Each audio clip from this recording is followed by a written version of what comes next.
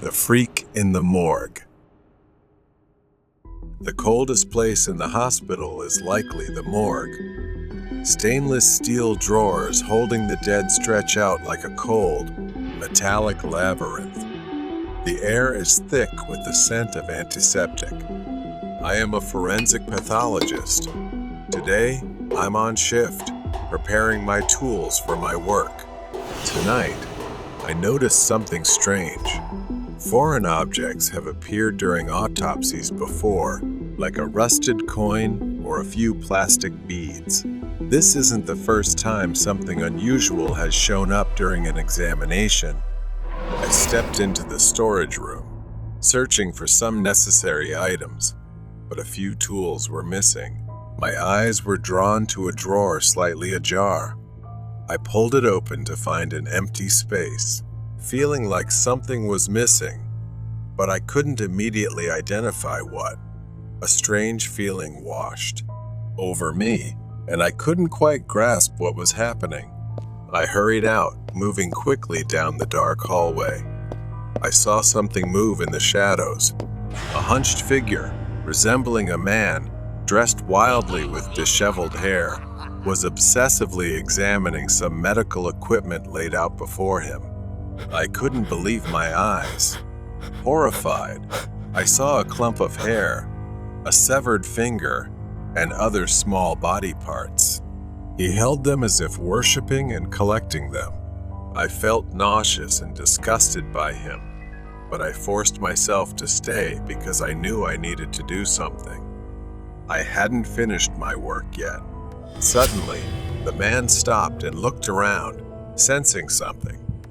I held my breath, praying I hadn't been seen. I rushed to the office, my hands trembling as I called the police, reporting the break-in and what I had witnessed. The dispatcher on the other end sounded shocked, but assured me that help was on the way. I hung up the phone, but I couldn't get that horrifying image out of my mind. Who was he? And what was he doing?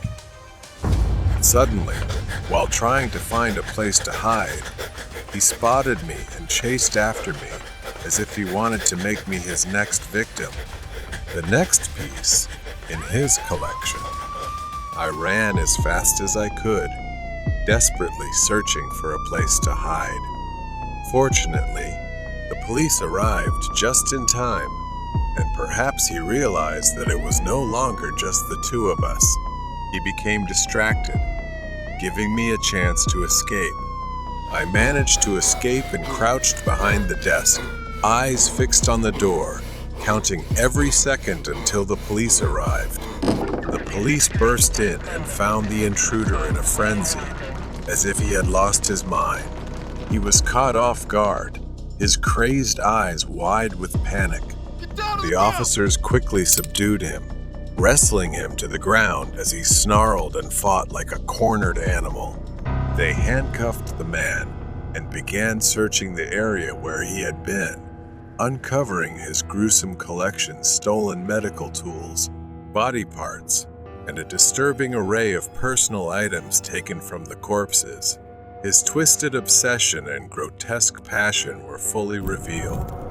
I stepped out of the room, still trembling, as the police led the intruder away in handcuffs.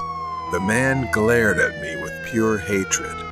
The morgue, once a place of routine and order, had become a site of horror, tainted by human depravity. As the first light of dawn broke, I stepped outside, knowing I had done the right thing and acted quickly. The dead had already suffered enough, and it would have been a tragedy if they were not kept intact. I turned back to the morgue, locking the door one last time. The memory of that night would haunt me, but it was over. I had survived the worst. Two children without eyes. The setting sun cast long shadows over the quiet suburban neighborhood. Ivy, a young woman in her 20s, was walking home after work. The streets were unusually empty, and the air carried a strange chill. As she turned the corner, she noticed two figures standing under a flickering streetlight. They were children, a boy and a girl, around 8 or 9 years old. They stood unnaturally still. Ivy wheezed. Steps slowed as she approached them, a growing sense of unease with each step, but it was the only way for her to get home. The children simultaneously turned their heads, and Ivy's breath caught in her throat.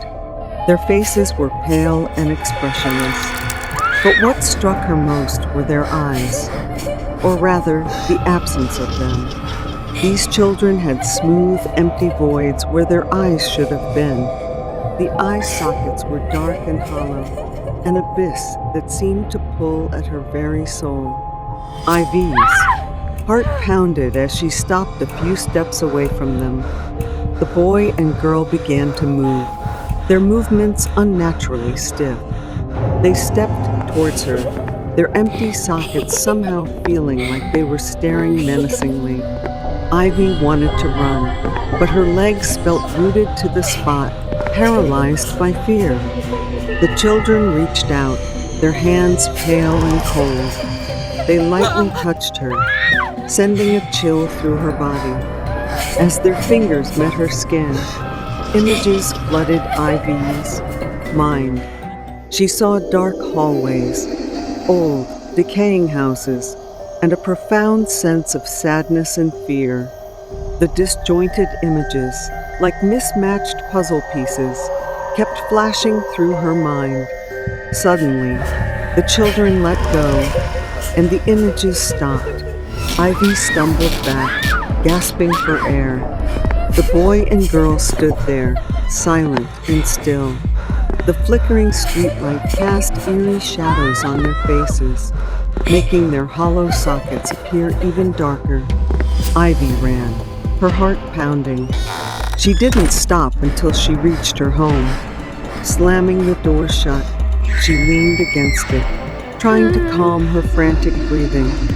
The encounter had left her shaken, and the images from those children still lingered in her mind. That night, she couldn't sleep. Every time she closed her eyes, she saw the eyeless children and the haunting images they had shown her. She knew she had to find out who they were and what had happened to them.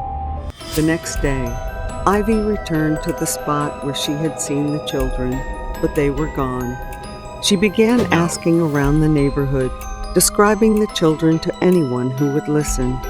Most people shook their heads, saying they had never seen or heard of such children. But an old man at the local library seemed to know something. His eyes widened in recognition when she described them. He told her about a tragic accident that had happened many years ago. 2 children had died in a fire at an old house that once stood on the very street where Ivy now lived. Their bodies had been found, but their eyes had mysteriously gone missing. The house had been abandoned and eventually demolished, but it was said that the children's spirits still haunted the area. Ivy felt a chill run down her spine as the old man spoke. She realized that the images she saw were the children's memories, their plea for help. Determined to soothe their spirits, she decided to search for the remnants of the old house. It took many days of searching, but she finally found it. It was a patch of overgrown grass, hidden behind a row of new houses. As she stood there, she felt a presence around her. The air grew colder, and she knew the children were near. Ivy knelt down and began to dig. She uncovered charred pieces of wood, the remains of the old house, and then she found a small, scorched box. Inside were 2 porcelain dolls, their eyes missing. Ivy's heart ached as she realized these were the children's cherished toys. With trembling hands, she placed the dolls back in the box and whispered a prayer for the children's souls. The air around her seemed to lighten, and she felt a gentle breeze brush her face, as if in thanks. Relieved, she knew she had done the right thing.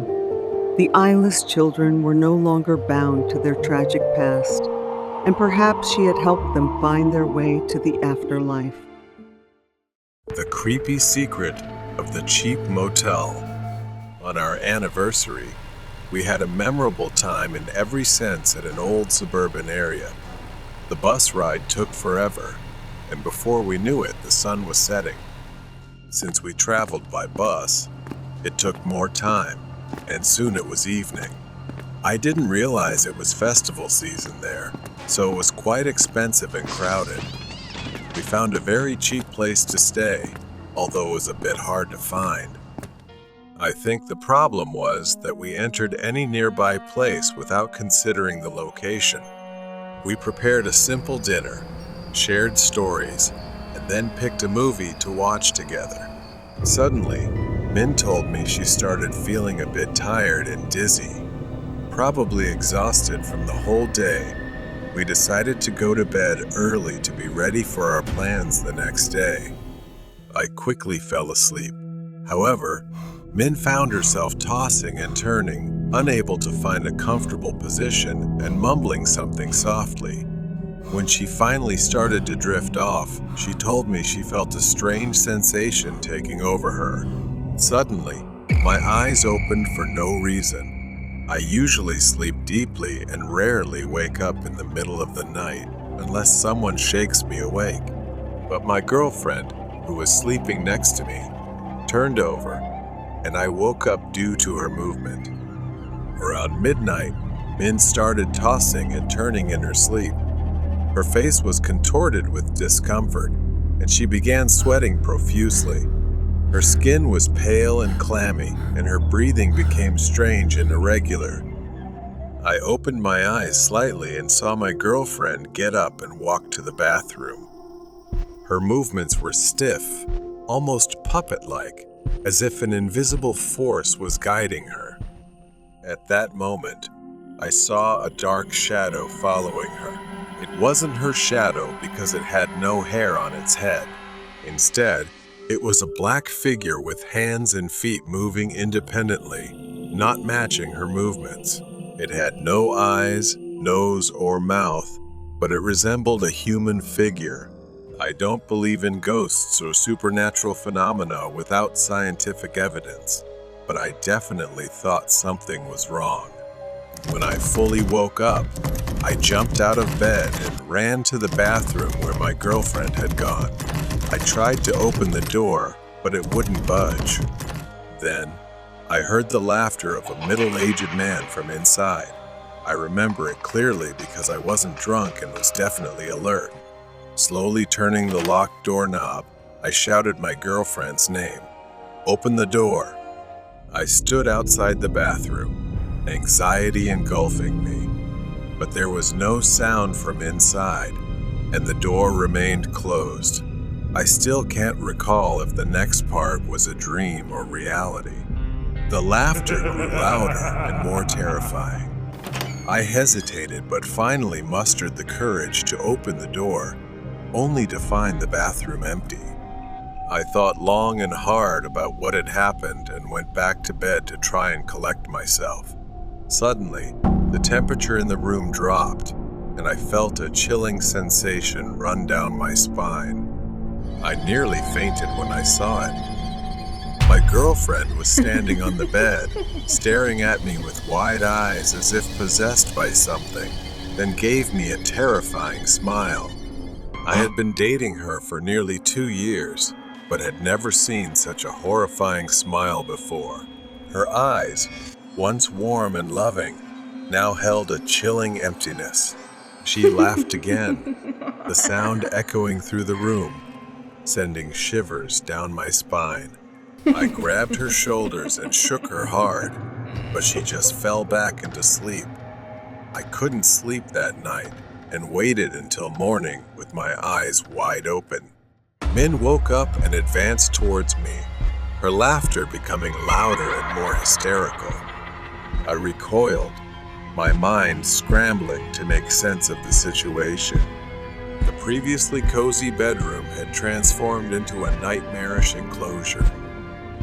I tried to reach Min, hoping to pull her out of whatever trance she was in.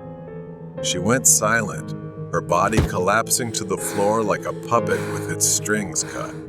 I immediately took her to the hospital because she had fainted, feeling less afraid in the daylight despite not believing much in the supernatural. I began to clean up and quickly got out of the rental.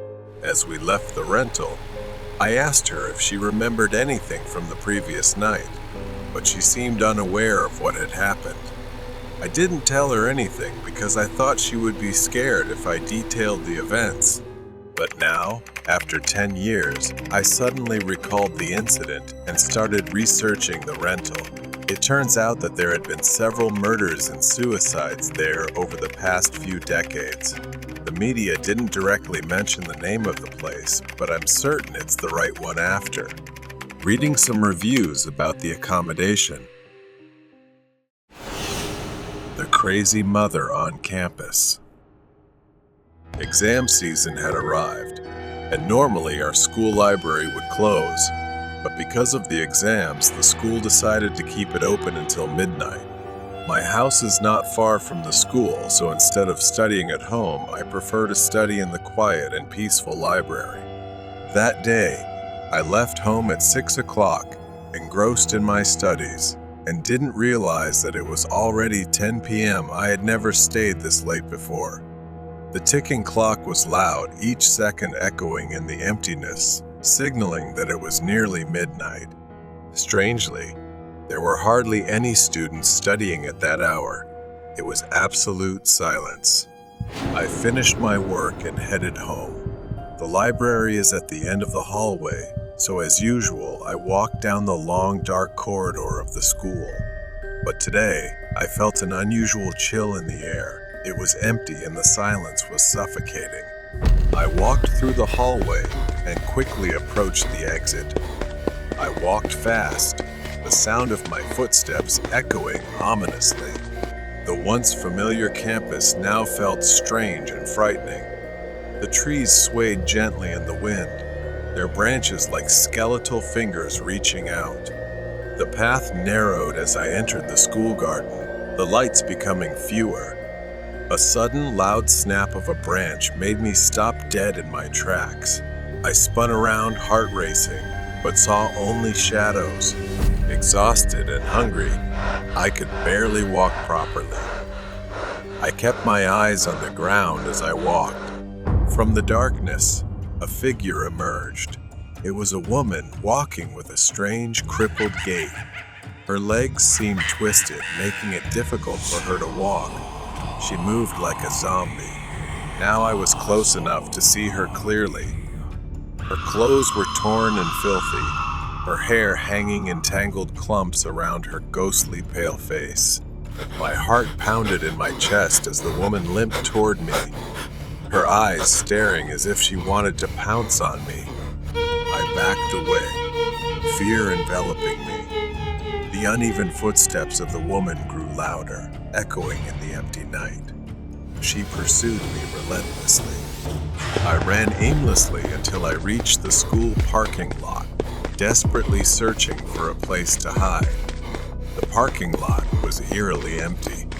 I hid behind a car, my breath coming in ragged gasps from the exhausting chase. But she did not tire. She searched for me with a crazed determination. From my hiding spot, I saw the woman moving past the cars, her head turning from side to side, searching. I felt truly terrified and breathless. The woman stopped near my hiding place. I held my breath, afraid to make a sound, and prayed she wouldn't see me. Thankfully, she just stood there, scouting the area, and then turned and continued moving. Seizing the opportunity, I bolted from my hiding spot, running towards the dormitory. The lights of the building were a beacon of hope, but the woman's footsteps grew louder behind me. I didn't care about anything else. I just ran, fearing for my life. I reached the dormitory entrance, my hands shaking as I fumbled with the keypad. I could hear the woman's labored breathing right behind me. Finally, the door clicked open and I rushed inside, slamming it shut behind me. I leaned against the door, gasping for breath. I looked through the glass, but the woman was nowhere to be seen. The campus was dark and silent. I collapsed onto my bed, my mind racing with the terror of what had just happened. The image of the woman's pale, haunting face was etched into my memory. The next morning, I was determined to find out more about what I had experienced. I asked the groundskeeper who tended to the school's garden. He looked quite old, so I thought he might know something. I asked him, and he said that in 1998, there was a 32-year-old woman who had a 20-year-old daughter who also attended this school. One day, while playing with her friends, the daughter mysteriously had an accident on the school grounds and died. The mother couldn't bear the thought that her daughter might have been bullied or something terrible had happened to her that she didn't know about. Losing her daughter drove her mad, and she would appear and disappear erratically. I decided I would never walk alone on the school grounds again. For the sake of my safety, the danger was too real and could strike at any moment. The Haunting of Jefferson High. Jefferson High School was an old building with a rich history. It had been around for over a century, with stories of hauntings passed down from generation to generation. As a senior, I never believed the tales until the night I decided to stay late to finish a project. It was a stormy evening, the perfect setting for a horror story. The rain pounded against the windows, and thunder rumbled in the distance. The school was eerily silent, with only the occasional creak of the old wooden floors breaking the stillness. My friend Emily had promised to stay with me, but she bailed at the last minute, leaving me alone in the dimly lit library. I was deep into my research when I heard it, a faint whisper. I looked up, scanning the rows of bookshelves, but saw nothing. Shaking it off as my imagination, I continued working. The whisper came again, louder this time, and I could make out words. Help me. My heart raced as I stood up, the sound seemingly coming from the far corner of the library. Clutching my phone for light, I walked towards the sound. As I neared the corner, the air grew colder, and the whispering grew more desperate. I turned the corner and saw an old, dusty book lying on the floor. The whispering stopped. Oh. Hesitantly, I picked up the book and opened it.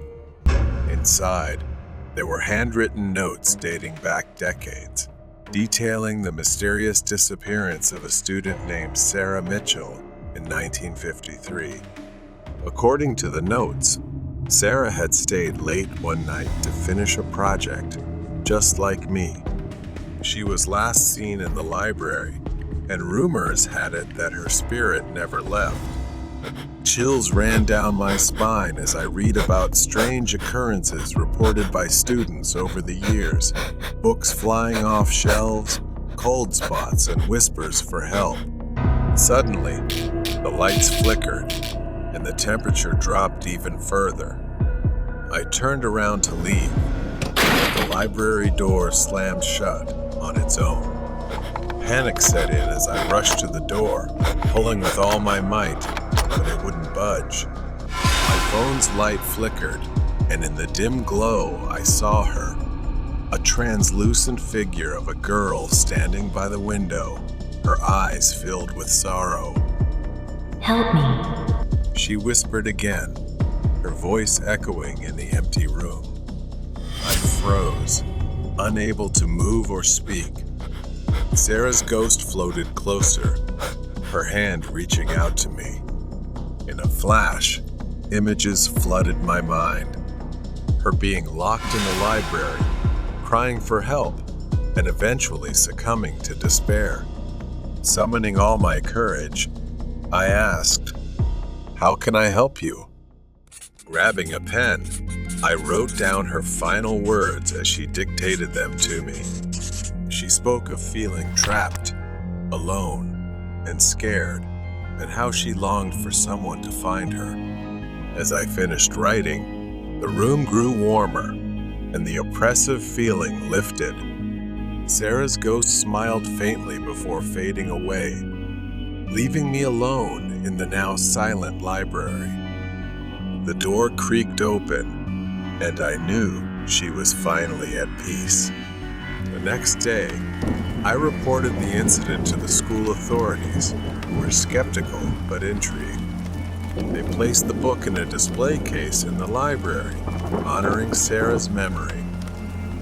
Jefferson High was still old and creaky, but from that day on, the whispers for help ceased, and Sarah Mitchell's spirit was finally free. The Yin and Yang Train. The Midnight Express was a train shrouded in mystery and fear. It was said to appear only once a year on a stormy night, traveling through the remote countryside. Legend had it that those who boarded the train never returned. As a journalist for a local newspaper, I had always been skeptical of such tales, but I couldn't resist the lure of a good story. This year, I decided to investigate. It was a dark and stormy night, fitting for the task at hand. I drove to the old, abandoned train station where the Midnight Express was rumored to appear.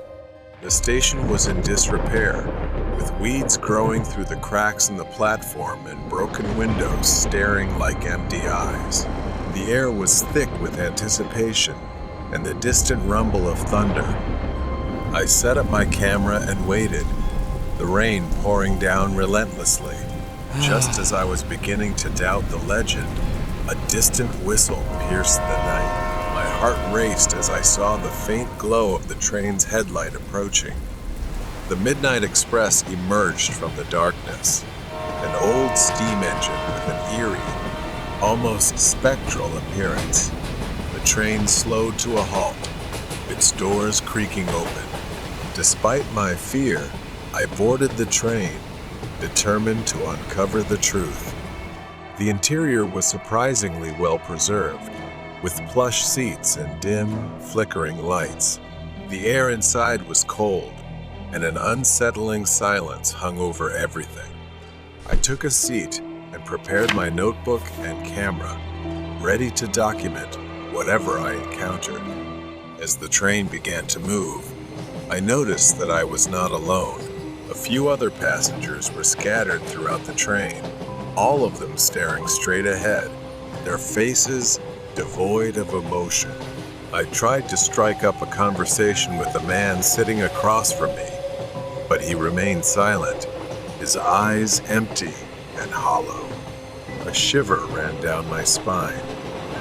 The train moved through the night, the storm raging outside. I decided to explore the other cars, hoping to find someone willing to talk. As I walked through the train, I noticed the passengers all had the same vacant expressions. They seemed more like mannequins than living people. My unease grew with each step. In the last car, I found a conductor. He was an old man with a weathered face and piercing eyes that seemed to see right through me. Can I help you? He asked, his voice gravelly and cold. I told him I was a journalist investigating the Midnight Express and asked about the passengers. They are souls trapped between this world and the next. This train is their purgatory, a place where they must confront their past sins before moving on. I felt a chill as I realized the gravity of his words. Why am I here? I asked. The conductor's eyes darkened. You sought the truth, and now you are part of it. You must face your own demons before you can leave. Panic set in as I tried to leave the car, but the door wouldn't budge. The train began to feel like a prison, the walls closing in on me. I ran back to my seat, hoping to find some way out. Passengers' faces seemed to contort into grotesque masks, their eyes following my every move. Desperate, I looked out the window, but the landscape had changed. Instead of the familiar countryside, I saw scenes from my own life, moments of regret, guilt, and pain. The train was forcing me to confront my own past. As the storm outside intensified, so did my memories. I realized I had spent my life running from my mistakes, never facing the consequences of my actions. The train slowed to a stop, and the conductor appeared again. It's time, He said. With a deep breath, I stepped off the train and into the unknown, ready to confront my past and seek redemption. The Midnight Express disappeared into the night, leaving me alone on the platform, but no longer afraid. I had found my story, and it was one that I would carry with me forever.